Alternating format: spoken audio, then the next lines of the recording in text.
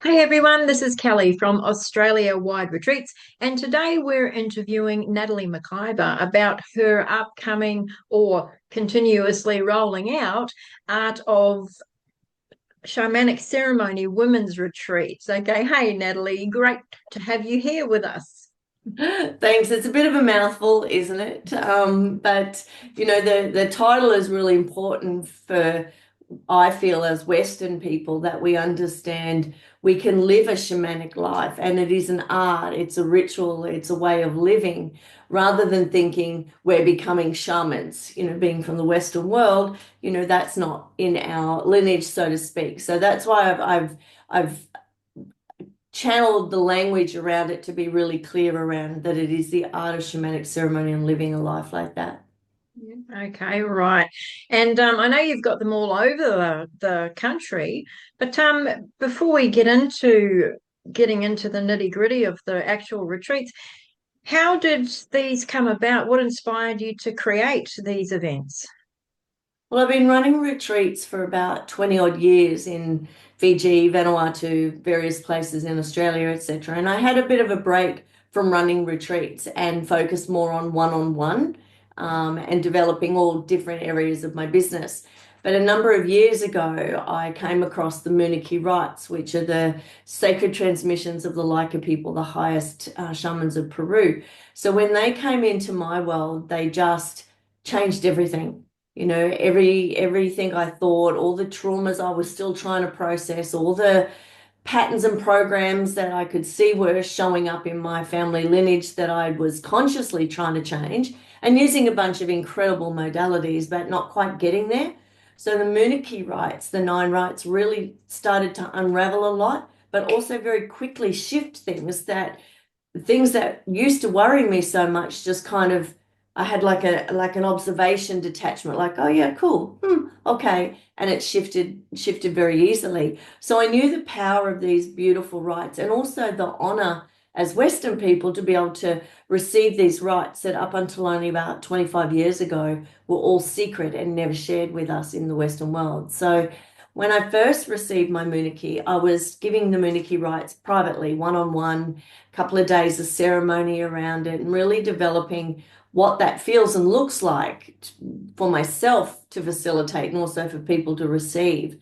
But I started to note that the significance that I felt from receiving mine and continuing to work with rituals and ceremonies to integrate these really high transmissions was kind of missing when people were coming for a day or a half day, then going back to their normal life, getting all caught up in all that sort of stuff, and then coming back a week later and going, oh, where was I? So it was missing this synergy and it was missing a Mhm. connection, a deeper connection between me and the person that I was really knew was important. So then I thought, well, okay, well, what if I created this in a retreat format? And it was Alberto Villoldo from the Four Winds Society who was the man from the West who met with these shamans and they trained him and asked him to share these rights with the rest of the world. He has an organization, a global organization. So I booked a Zoom call in with their team so I could talk through what the Muniki meant to me, how I was planning on sharing and working with it in a retreat format, just to make sure that they were totally okay with what I was doing, but also the way I was interpreting their medicine and developing it in with mine and also within groups of women that would be on a retreat. And they were just so happy. They said they've looked through my material. They were really proud of how I was honoring everything. And they could see, that there was this value of being cloistered away from the world for 4 days and having this intense journey that, usually you get when you go to Peru and, spend deeper time with the shamans, the pacos, etc. So it developed after that conversation of, well, now what could it look like? And each retreat, something else occurs or shows up, or a new practice just downloads to me that I've never witnessed before. So we just run with that on the retreat as well, and that just makes them individual as well, even though it's a lot of the material is repeated. The whole experience from retreat to retreat is very different. And I've had people repeat with me as well, on these retreats because they know that there's going to be something different for their growth. Because, we don't just get it all in 4 days, of course. It's a journey, it's a life. Yeah, yeah. So, can you explain to me the receiving the Munay Ki rites? What's does that look like? I mean, you know how people receive Reiki attunements. Yeah. Are the Munay Ki rites similar or completely different? Kind of, sort of, but different. Whilst when we talk about receiving a Reiki attunement, we're downloading the Reiki energy. There's symbols that go into the hands and into the body. So I always feel like as a Reiki master, my energy comes through the Reiki energy and out of my hands into somebody or something. The Munay acts from the inside out. The Munay tell us that these rites change our DNA. So it gets rid of all the junk DNA, all the trauma that's in there, the family patterns and programs, addictions, anxiety, all of these kind of things that are stuck in our DNA. The Munay say that these rites change that DNA, get rid of the junk, and then leave it this beautiful, fresh DNA that we now can impose on it, not only more high vibrational, more positive patterns and programs for now, but also have the ability to go into the future and discover who we're here to be 10,000 years from now and bring that back and start to become that person. And the Munay say that the rites are activating your homo luminescent self, which is the new human that is here to create a new earth, a new way of life, and a new way of living. And when I read that 80,000 years ago, these Laika people, these high shamans, were talking about DNA, talking about cellular healing, talking about being able to journey into who your future versions are so you can become that now.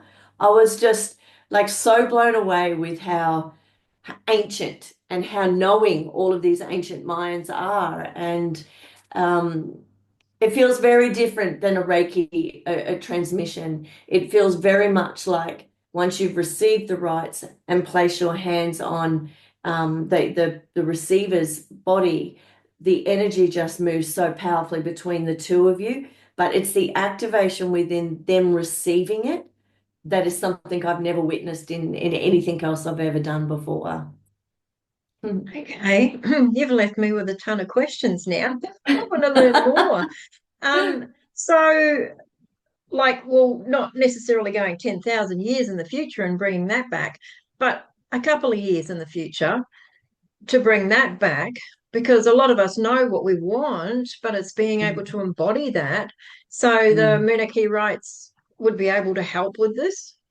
Yeah, well, we've got to clear out the junk first. We've got to clear out the trauma, the stories, the genetics, the programming first. When we remove that, and honestly, I open the retreat explaining this, and everyone goes, "Oh, that sounds amazing." Then they receive the first rite, and they're just like, "Oh, I don't know what that was, but I don't even feel the same. Who even am I?"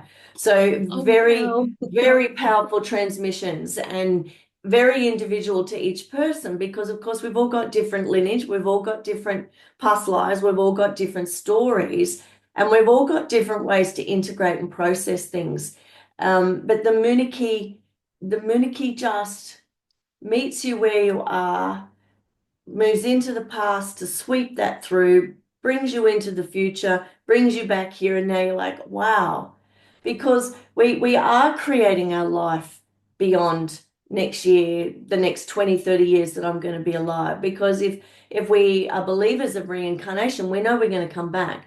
We also know that when we shift our DNA through powerful processes like this, it shifts the the traumas, it shifts the programs in everyone who shares DNA with us. So our family, our kids, our partners, our parents, our siblings, etc.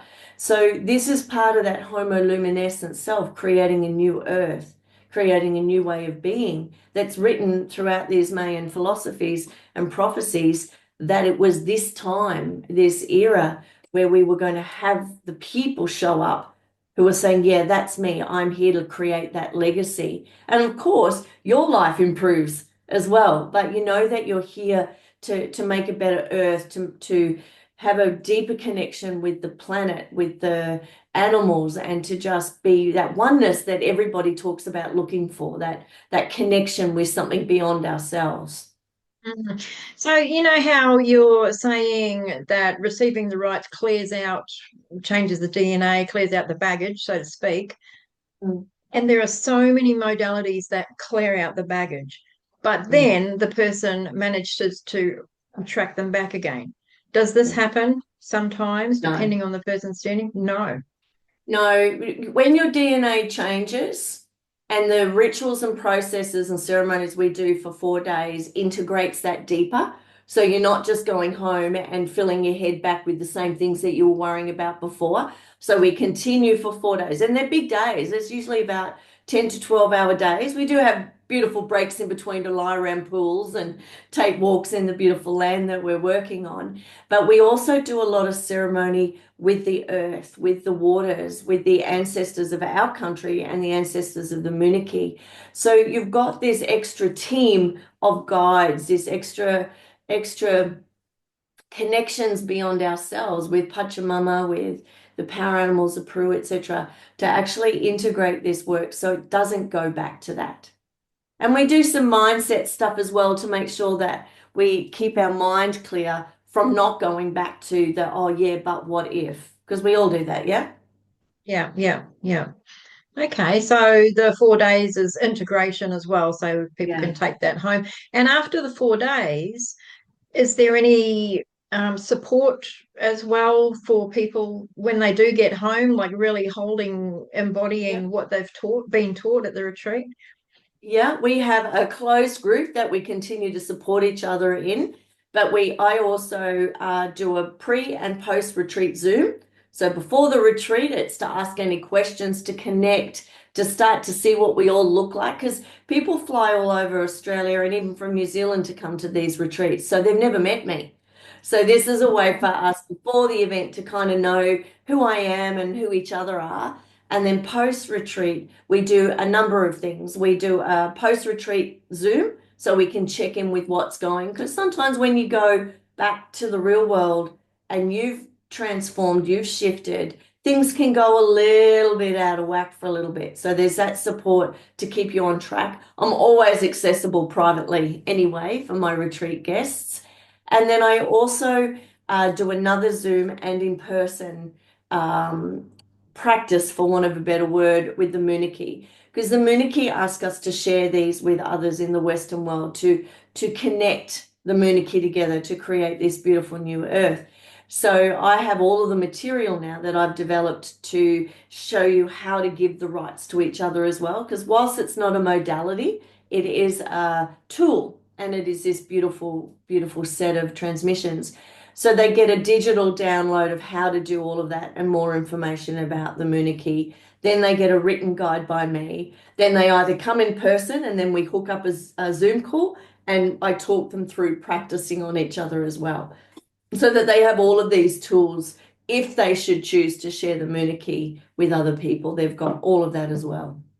Okay, so for people who run retreats, such as myself, I could go to your retreat, receive the downloads, and then be able to pass this on in my own retreats, or do I have to clear all this with the Munay Ki people? No, like you did. No. No, no, anyone that is doing the Munay Ki that has received them from me and then wants to share them, they're developing their own ways as well. The way of giving the rights doesn't change, but they create everything else around it, their own special flavor, their own special way of what ceremony means to them and how they're going to integrate it as well.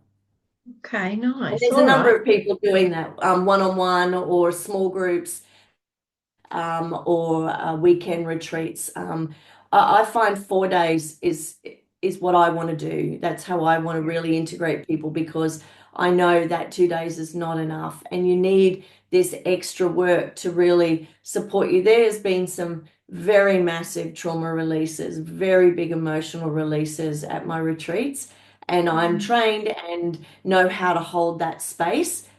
for people to journey through that. But it's not just me, it's this incredible synergy of these women who often do not know each other, 8 to 10 women, walk in, say hi to each other. Within hours, they truly are connected and they are so in love with each other that they hold this incredible space that actually shows them how powerful they are at being able to hold space and integrate and be supportive of other people as well. It's this incredible synergy at these retreats that I've never witnessed at all. It's just so humbling and so beautiful. Mm. So, and you stick with women's retreats. Can men also receive these rights? Yep. Yeah, I Yeah. have Okay. All right. shared the Munay Ki Rites with men. I just am choosing to do women only retreats at the moment, but a number of men have done them privately with me, one on one. A few people have done one-on-one Munay Ki with me who, for big reasons, have not been able to go on retreat. So from time to time, I do offer them privately. It's just I know how much power and potency is in a retreat. And if they Mm. do them privately with me, we do them over a number of days and we still do the ceremonies and we still do all of the post Munich information as well. And it is a Okay. beautiful individual journey. Artists really love the value of the retreats. Mm. And you hold your retreats in various places around Australia. So, what are some that you've had in the past, some different places? Well, for a number of years now, 4 years, 5 years, they've been on the Sunshine Coast in Queensland. And then 2023, when I was in ceremony asking the Muniki, now what? Now what would you like to do? How can I contribute? Where will I share these? They said you need to run them in WA and South Australia. And I was like, I don't know anyone in WA or South Australia. How is that going to work? So I did. I ran them. They were both fully booked. They were incredible last year, which is amazing. And then the end of last year, I asked again, what do you require for me now? I was like, oh, you need to go to Victoria. So the Victoria one in June is the first time in Victoria. And this year they'll be in Victoria, South Australia, WA, and Sunshine Coast.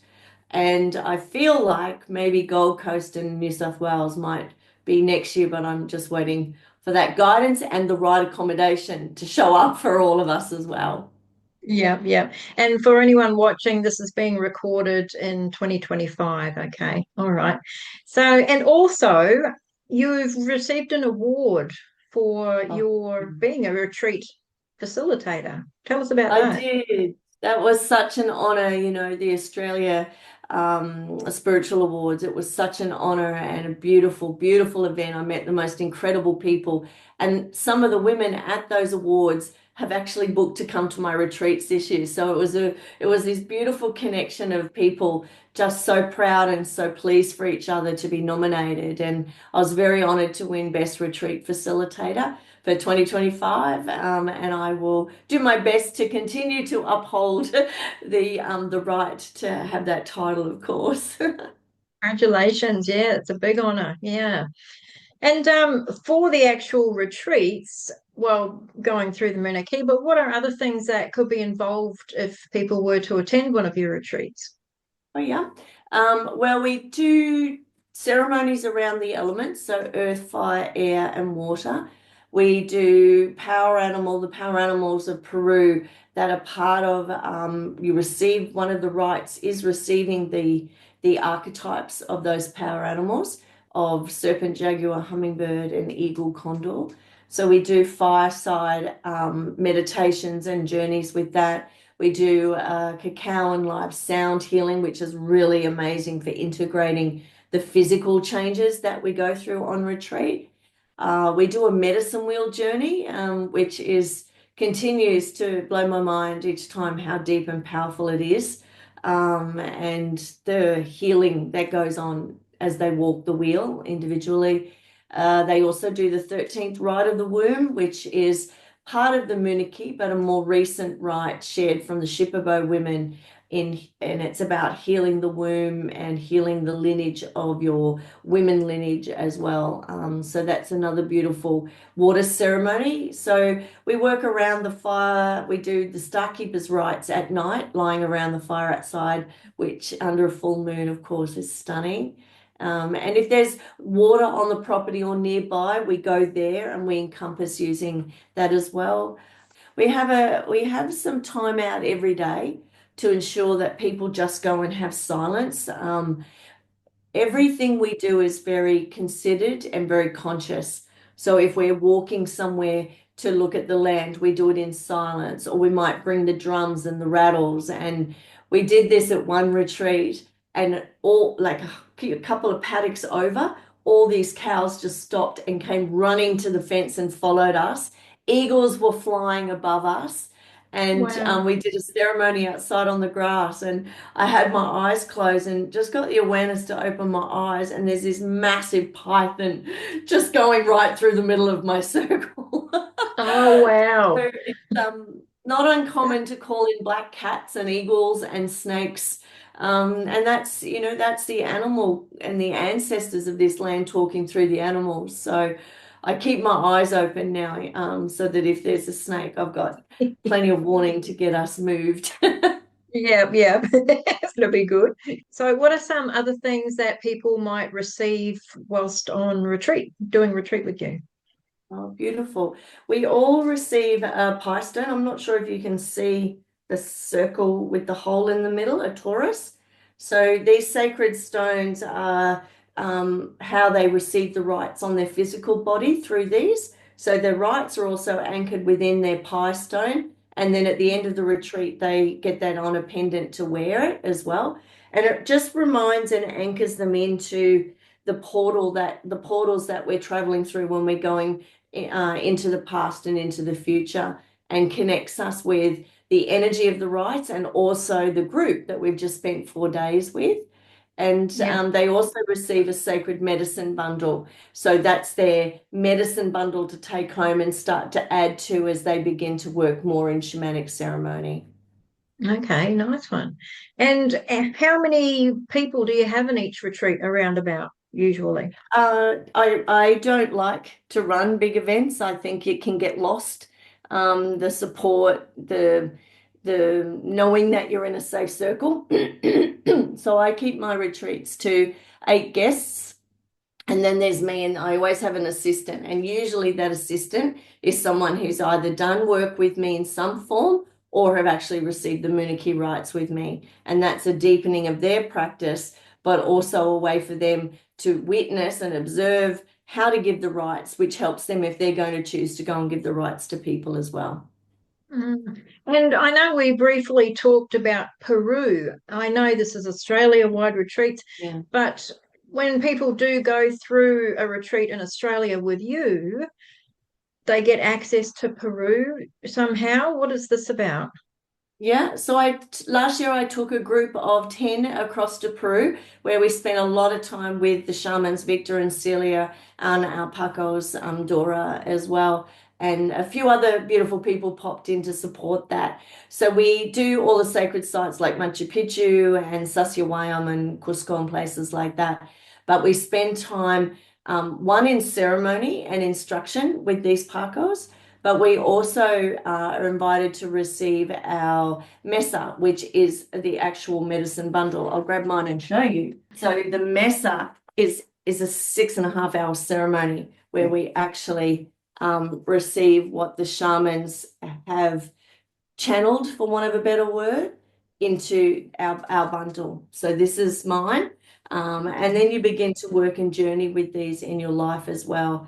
And you'll people who have been before with me, when we go back each year, we'll take our messes and do a new ceremony with Victor, and he will add other things to it. So we're building our medicine, and it might have bones in it, it might have shells in it, it might have rocks in it.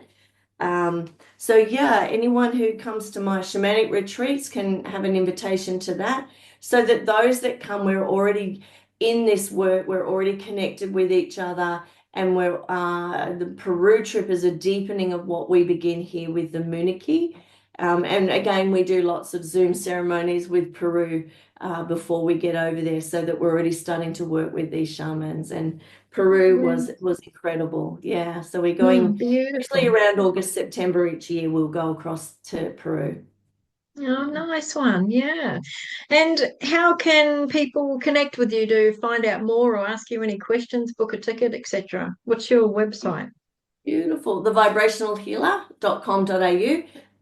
My Facebook page is Natalie McIvor, the Vibrational Healer, as well. So you can find me all on everything's on the website, and then bookings are made directly with me because there's a number of different payment structures: shared room, private room, payment plan, early birds, painful discounts, all those sorts of things. So we talk it through, see what their expectations of me and the retreat are, explain things, and get really sure before they commit to that financial outlay that this is what's calling them. And the interesting thing, I always say that the Munay Ki are calling us together, because everybody who comes to my retreats tells me they have no idea what it is. They just know they needed to be there. And I know that's Mickey bringing us together, which is this incredible, family of ancestors that we have access to be connected with through the Munay Ki. Yeah. Nice. And before we wrap up our chat, which has been absolutely amazing and very fascinating, I'm keen to learn more from you. Is there anything else that you would like to add? No, I think that's it. I feel honored to run retreats. I feel honored to have people put such trust in me. And I just feel so blessed to watch the synergy of incredible women come together. And a lot of times women contact me before the retreat and say, I really want to come on retreat, but I haven't had very nice experiences with groups of women, or, that kind of thing. How will that be?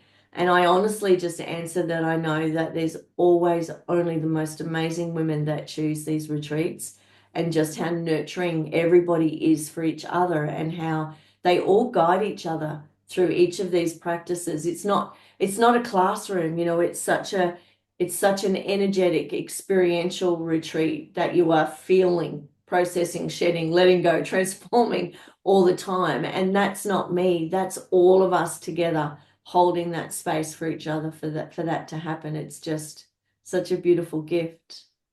Beautiful.